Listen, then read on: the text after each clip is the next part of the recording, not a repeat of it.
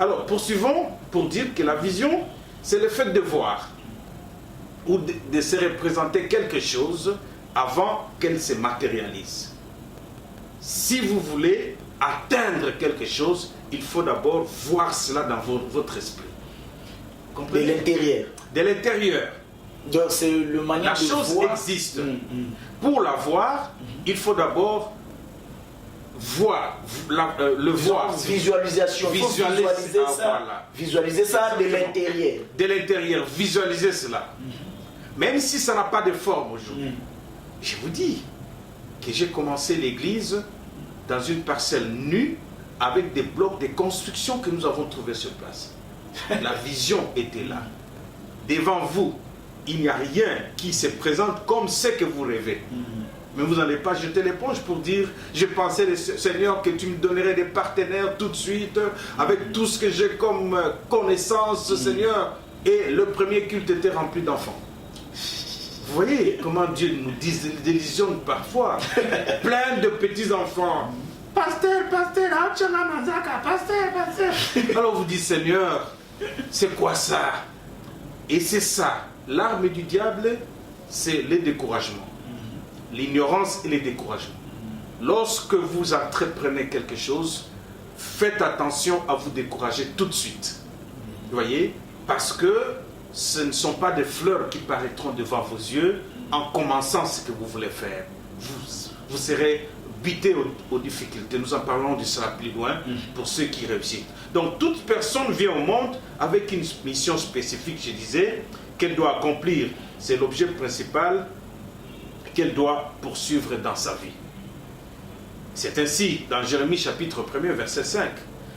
Dieu dit à Jérémie ceci exactement: avant que je t'eusse formé dans le ventre de ta mère, je te connaissais, et avant que tu n'eusses sorti de son sein, je t'avais consacré et je t'avais établi prophète des nations. Vous voyez, avant que tu n'eusses été formé dans le ventre de ta mère, je t'avais consacré prophète des nations. Ça, c'est Jérémie. Et il n'y a pas qu'à Jérémie que Dieu dit cela comme prophète des nations avant sa naissance. Chacun de nous sort avec cette mission-là en venant sur terre. Dieu a déjà défini là où vous trouverez votre joie et votre satisfaction. À supposer que Jérémie devienne charpentier, devienne, je ne sais pas, conducteur d'automobile, alors que Dieu lui voyait en Jérémie un prophète des nations. Il n'allait pas réussir. Il n'aurait jamais satisfaction. Il n'aurait jamais joie d'accomplir ce travail. La raison pour laquelle beaucoup de gens travaillent malgré eux, parce qu'ils ne se retrouvent pas à la place qu'il faut. Vous voyez, donc quelque chose allait bouillonner comme ça bouillonnait dans votre exactement, exactement. J'ai géré beaucoup d'argent. J'ai occupé des postes de responsabilité, mais je sentais à moi une dette. Un vide. Il fallait vraiment servir Dieu. Je passe mon temps. Et parfois même, on vous poussait à rendre un bilan négatif, vous vous rendez compte, vous êtes sous commandement, vous travaillez sous commandement, on vous dit, nous n'avons pas fait de bénéfices. Faites en sorte que le bilan soit négatif et que nous déclarions le négatif auprès de l'État. Vous voyez, vous êtes contraint à pécher, de pécher. On vous pousse à pécher. On vous paye pour ça. On vous paye pour pécher. Vous comprenez? Alors, comment ma conscience ne sera pas tranquille? Je travaille sous pression et je ressors un bilan négatif, sachant que nous avons fait des bénéfices, un grand mensonge. Je n'ai pas supporté toutes ces choses-là. Et parfois, on vient avec des paquets d'argent, on vous donne, mettez ça dans la caisse. Je dis, mais un bon comptable doit savoir la provenance. Il dit, yo, otangate, tiens-moi la caisse. Je dis, mon Dieu. Et après, on vous dit 2 jours après, donne-moi tout cet argent que j'avais. Oh mon Dieu, dans la comptabilité, les entrées et les sorties doivent avoir leurs motifs, leurs causes. Et toutes ces choses me montraient que je n'étais pas à la place qu'il faut. Je ne suis pas habitué à voler, à tricher, à manigancer et tout et tout. Je n'ai pas supporté. Il fallait retrouver ma place comme prophète. Et quand Jérémie devait retrouver sa place comme prophète des nations pour être sur la terre. À Moïse, par exemple, il est appelé pour sortir le peuple d'Israël de l'Égypte dans Exode chapitre 3, verset 10. J'étais appelé pour. Dieu n'avait jamais dit à Moïse qu'il fera entrer le peuple d'Israël dans la terre promise. Non. Seulement sortir. Pardon, Arnaud Anzolo, je ne sais pas ce que si tu comprends ce qui se passe. Donc, Dieu avait appelé Moïse pour faire entrer les enfants d'Israël dans la terre promise. Pour sortir les enfants d'Israël dans la terre promise. Donc, tout était déjà parlé en avant. Justement, la mission de Moïse était connue. Sortir les peuples d'Israël. Autant des peines qu'il a eues, c'était pour sortir et il a réussi sa mission. De sortir le peuple de Nazareth. Mais à Josué, quand Moïse meurt, il dit voilà, Josué mon serviteur, ouin-les, parce que c'est lui qui fera entrer. Vous voyez, chacun avait la précision de son travail. Moïse ne pouvait pas faire entrer, il est arrivé jusqu'au bord du Jourdain. Il a même demandé au Seigneur que je traverse pour l'autre côté de la terre promise. Il dit, pas question, tu n'entreras pas. Ta mission c'était là, sortir, ça se termine ici. Et il lui a déjà dit, va, prépare Josué qui va te remplacer. Où elle est? C'est tout. Vous comprenez? Et Josué était appelé, dans Josué chapitre 1, verset 2, à faire entrer ces peuples à Canaan, la terre promise. Paul est appelé à ouvrir les yeux du pécheur, du païen, de le faire passer des ténèbres à la lumière, de la puissance de Satan à Dieu. C'est précis. Il est apôtre des incirconcis, tandis que Pierre est appelé apôtre, mais apôtre des circoncis. Vous comprenez? Chacun doit rester dans la vision de Dieu pour lui, la mission pour laquelle Dieu a suscité cet homme. Donc j'aimerais aussi préciser, donc la mission que le pasteur parle, c'est pas seulement la mission de travailler pour Dieu. Ça peut être ton travail, tu es maçon, charpentier ou quoi que ce soit, oui. Mais toi tu laisses le chauffeur, d'être chauffeur, tu deviens maçon. Voilà. C'est ça les erreurs. En convoitant le boulot de l'autre. Non, je trouve que les médecins gagnent beaucoup, moi aussi. Tu feras 7 ans en première année. Les députés, je vais devenir député. Ainsi de suite. Tu ne connais pas que ces gens-là ont été appelés à faire cela. Et ils les sont devenus, non pas par leurs efforts. Parce que ça s'est passé comme ça.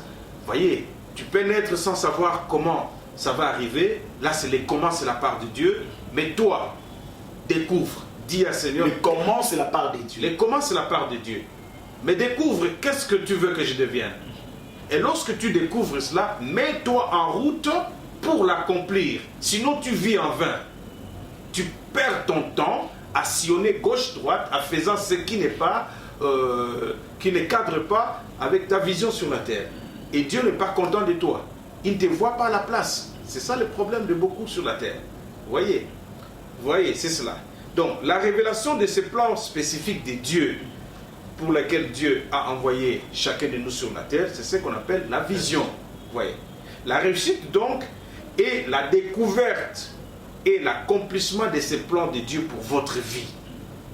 Ça, c'est vous devez retenir cela. Ce n'est pas l'effet d'avoir une maison, de ne pas acheter, d'avoir une voiture, tout et tout. Est-ce que je suis en train de faire ce pourquoi Dieu m'a envoyé sur la terre? Si oui, bravo, vous êtes en train de réussir. Vous serez en paix. Et vous verrez réellement que vous ne forcez pas. Mais vous avez l'auditoire, vous avez l'audience. Je peux rester au bureau jusqu'à 22 h en train de traiter un cas, par exemple. Je ne m'en plains pas. Mais si j'étais au bureau de l'État, là, je m'emporte. C'est comme dernièrement, vous avez parlé de la gloire. C'est resté dans la tête des gens. Donc, dans ces domaines-là, qui est votre domaine, qui est votre vision, si vous arrivez, vous allez exceller sans forcer. Oui, vous excellez dans la tête des gens sans forcer. Oui. Dans la tête des gens. Et puis, vous marquerez votre époque. Ça montrera que la vision est venue de Dieu. Ça ne passe pas inaperçu. Il peut y avoir 1000 caméramans, 1000 journalistes, mais vous allez impacter. Vous allez faire la différence parce que c'est la place qu'il faut pour vous. Toi, un homme sans vision, c'est là où je n'aimerais pas que vous puissiez vous retrouver. Ah oui. Vous voyez, un homme sans vision, c'est comme un chien, c'est comme une poule, c'est comme un bateau en pleine mer, mais sans destination. Vous imaginez? Sans capitaine. Non, capitaine, il est là, c'est vous. Mais vous vous dirigez vers où? Est-ce que le moteur tourne ou pas? Ça tourne. C'est comme beaucoup de gens aujourd'hui qui ne rendent grâce à Dieu que pour la paix. Seigneur, je te rends grâce parce que je respire. Mais pour faire quoi? Mais pour faire quoi? La Bible dit, vaut mieux un mort-né qui va au-delà, dans l'au-delà, je ne sais pas, au paradis ou je ne sais où, qu'un homme qui est venu sur la terre passer 2000 ans en train de souffrir. Avec 100 enfants. Sans enfants. Et pour que l'on puisse l'enterrer, on doit faire des cotisations. Hein? Non, c'est pas normal. Le travail que tu as fait sur la terre doit te prendre en charge. Si tu as été heureux, vous voyez, sans enfants, 2000 ans, il y a des gens qui demandent en vain que Dieu prolonge leur vie. Pour faire quoi? Hein? Prolonge ma vie, Seigneur, comme on dit chez nous. Pour faire quoi? Pour rester faire quoi? Cet homme qui a fait 2000 ans sans enfant, mais qui n'a pas été heureux, pourquoi faire? Là, je dis à mon frère qui me suit, à ma soeur qui me suit, repositionne-toi trop vite alors, pour ne pas passer le temps sur la terre à ne rien produire. Un mort-né, un enfant mort-né vaut mieux que toi. Parce que l'enfant mort-né, on dit, il n'a pas souffert, il n'a pas vu le soleil, il n'a pas vu toutes ces crises et tout, il n'est pas mort d'AVC comme toi, et ainsi de suite. Il va dans le repos. Toi, tu vas les rejoindre après un voyage de 2000 ans sur Terre, après avoir eu 100 enfants, mais tu n'as pas de bonheur. Non, non, non, non, non. Je n'aimerais jamais vivre sur Terre sans bonheur. Le bonheur n'est pas que affaire de paradis. J'aimerais dire ça aux chrétiens qui pensent que souffrant sur la terre, nous aurons le bonheur au ciel. Non, Dieu promet le bonheur même sur la terre. Il y a un bonheur qui est attribué à ceux qui sont en train d'accomplir la mission de Dieu. Dieu prend soin d'eux, Dieu les accompagne parce qu'ils sont venus faire quelque chose pour satisfaire le Créateur. Vous voyez? Alors, je disais, un homme sans vision, c'est un homme sans frein, irrésolu. Il fait tout ce qui est dans le monde. Aujourd'hui, vous avez vu combien de chaînes de YouTube il y en a. Parce qu'on s'est dit, non, j'ai besoin aussi de parler à la télévision. On s'achète une caméra, et on devient journaliste. Vous comprenez? Pourquoi? Parce qu'il y a eu convoitise, mais on n'est pas appelé à cela. Par conséquent, tu te poseras la question, comment est-ce que les autres font pour avoir de l'argent, pour exceller, ainsi de suite. Et comme tu n'auras pas de réponse, tu iras recourir au diable. Ah oui. Tu iras toucher au fétiche, tu iras chercher l'occultisme, des forces mystiques pour t'accompagner. Là, tu as vendu ton âme au diable, alors que tu es un être vivant qui a été créé par Dieu pour Dieu. Vous comprenez? Un homme sans vision, comme je dis, c'est comme un peuple sans vision, un peuple sans frein. Sans frein, pourquoi? Parce que tu ne te retrouves pas. Tu te réveilles, tu ne sais pas par où commencer ta journée. C'est ça les grands problèmes. Les drames, c'est ça. Les gens qui gaspillent leur existence, ne sachant pas qu'est-ce que je dois faire mardi, qu'est-ce que je dois faire mercredi, où serai-je le jeudi, qu'est-ce que serai-je en train de faire. Ils gaspillent leur vie. Il vaut mieux que cette chambre et cette nourriture que tu manges là, qu'on donne à quelqu'un qui a la vision, qui est important pour Dieu, que d'occuper la terre inutilement. Voyez, voyez. Un homme de vision voit dans le futur. Il voit toujours dans le futur. Et tout ce qu'il peut faire aujourd'hui, dans le présent bien sûr, est fonction de l'objectif final qu'il poursuit. Tous ces gestes, c'est pourquoi nous avons des agendas. Pasteur, restons d'abord là-bas. Donc vous dites qu'un homme qui a une vision, oui, toute chose qu'il peut faire maintenant là, oui, dans le présent, c'est pour l'objectif de ce qu'il poursuit. Oui, il ne peut pas se retrouver par hasard. Angélie à Makete, par hasard. Je fais d'abord les béliers en attendant, je deviendrai médecin. Il ne sera pas en train d'accompagner les gens. Accompagne-moi. Non, il n'y a pas de problème, mon cher. Ça, c'est un homme sans vision. Il est l'accompagnateur des autres. Il tient compagnie aux autres. Mais au fait, il n'a quoi faire avec le temps que Dieu lui donne. Mais l'homme qui a la vision, tout ce qu'il fait dans le présent est fonction de l'objectif final qu'il poursuit. C'est pourquoi ils sont chiches avec leur temps. Ne viens pas me voler mon temps dans mon bureau inutilement. Parce que j'ai des choses à faire. Je ne suis pas venu pour rester sous la climatisation. Non, je suis venu pour écrire, pour réfléchir, parce que mon lendemain en dépend. Vous comprenez? Et chacun de nous doit avoir l'occupation. L'occupation, ce n'est pas seulement l'entreprise qui donne ça, c'est la vision. La vision donne l'occupation. La vision donne l'occupation. Donc si tu as une vision, de gré ou de force, tu seras occupé. Quand vous voyez les gens, hein, je suis dans le chômage, ce sont des gens qui n'ont jamais découvert pourquoi ils sont venus sur la terre.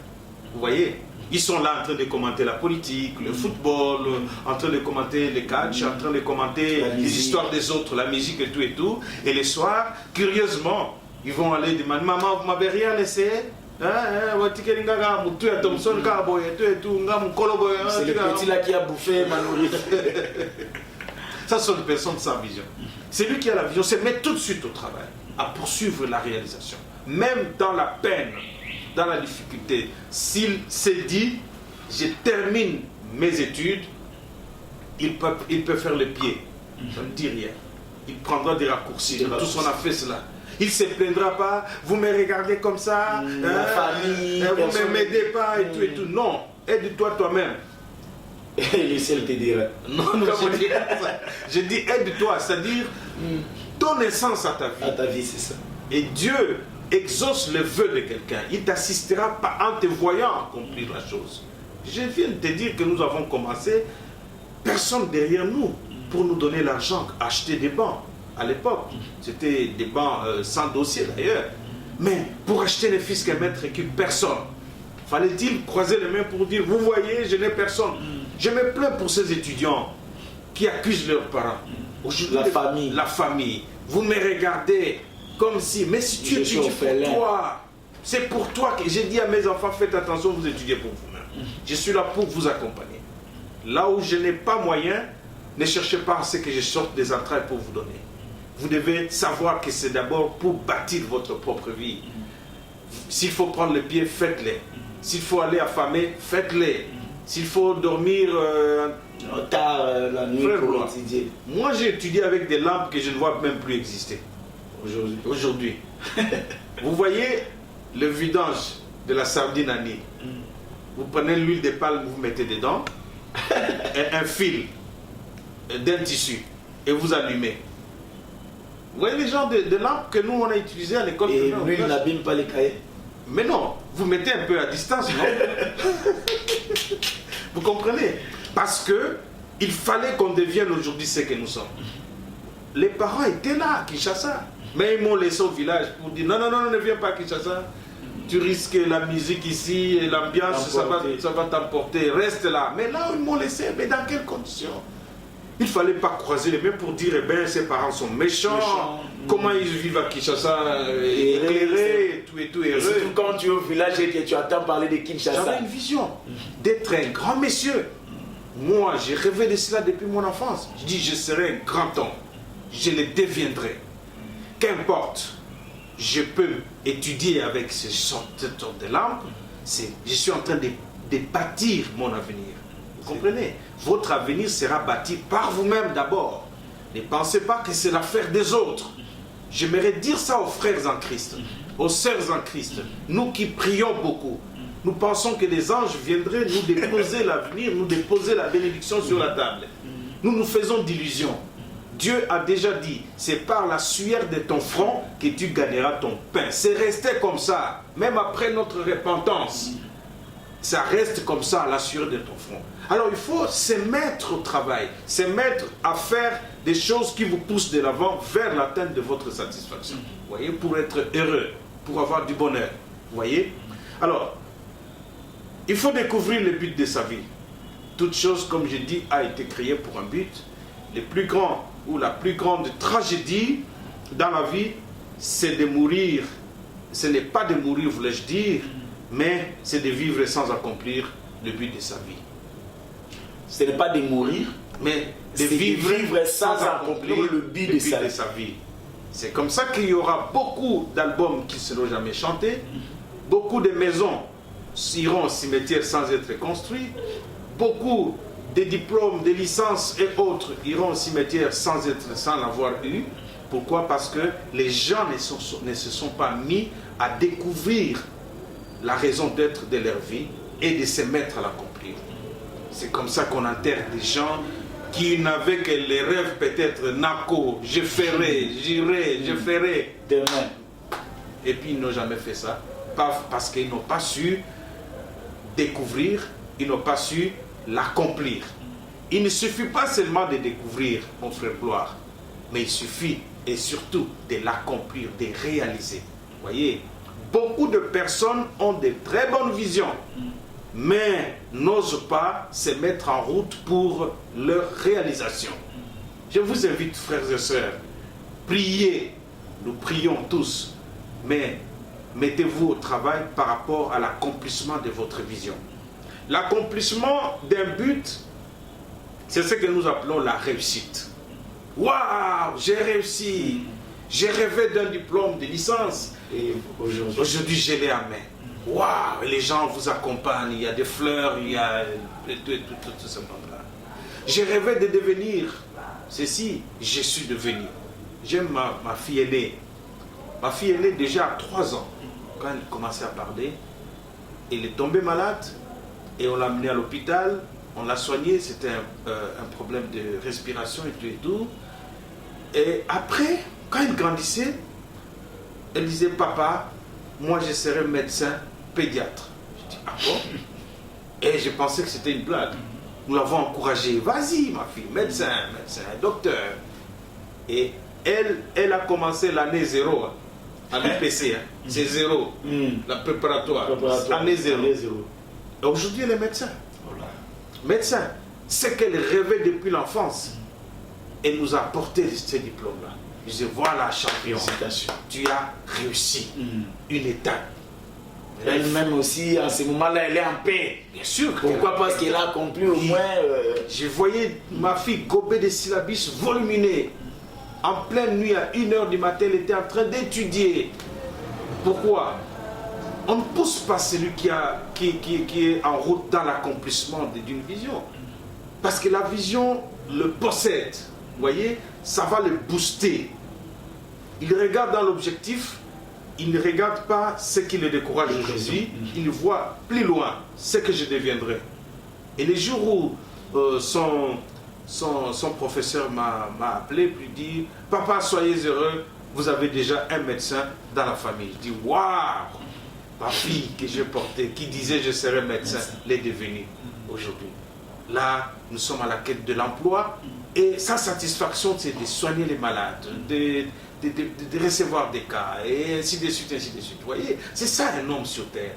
L'accomplir compte beaucoup qu'avoir la vision. Parce qu'il y en a qui refusent de l'accomplir et qui meurent comme cet homme de 2000 ans sur la terre. Il avait une vision qu'il n'a pas voulu découvrir. Vous voyez. Et ben, il meurt. On dit que toi là, un enfant mort-né est plus valeureux que toi. Parce que lui n'a pas souffert. Toi, tu es venu en vain ici. Qu'est-ce que tu es venu foutre? Tu es allé sur la terre faire quoi? Cet enfant est au même lieu que toi aujourd'hui. Mais pourquoi n'avoir pas été mort-né comme lui? Pourquoi avoir occupé la terre inutilement, par exemple? Vous voyez. Alors, Éclairage chapitre 7, verset 8 nous dit, vaut mieux la fin d'une chose que son commencement. Voilà. Luc 14, 28 nous dit, qui est celui qui veut construire une tour et ne calcule pas la dépense, hein? Pour ne pas commencer et abandonner. Qui est celui qui veut construire une tour, une maison mais qui ne s'assied pas pour calculer la dépense, c'est que ça va m'écouter. Tout celui qui veut accomplir son but doit accepter la facture. Il y a une facture à payer. Veux-tu être licencié? Il y a une facture à payer. Veux-tu être un ministre un jour? Il y a une facture à payer. C'est-à-dire que tu ne te comporteras pas sur la terre comme tous les autres qui n'ont pas de vision. Celui qui a la vision investissera son temps par rapport à ce qu'il veut obtenir comme résultat. Donc il y a des principes, il y a des principes que tu dois respecter. Il ne sera pas n'importe où. Il ne fera pas n'importe où. Il y a des choses à faire, à ne pas faire à cause de ce que je désire atteindre. Malgré que beaucoup vont là-bas, mais lui, il va s'abstenir. Il va s'abstenir parce que lui, il se dit, si je vais là-bas, je perdrai l'efficacité. Je risque d'échouer demain. J'ai un terreau. Je ne vais pas m'hasarder aux amours. Ça aussi. À des distractions, des petits chéris et tout et tout. Ça ne se marie pas avec les syllabes, tu sais. C'est une parenthèse. Ah oui. Lorsqu'on a un objectif de réussir ou de distinguer, mais on met de côté toutes ces formes de distraction. tu fais du commerce, mais chaque samedi, tu es dans des boîtes, dans des terrasses. Après, tu dis, ça n'a pas marché.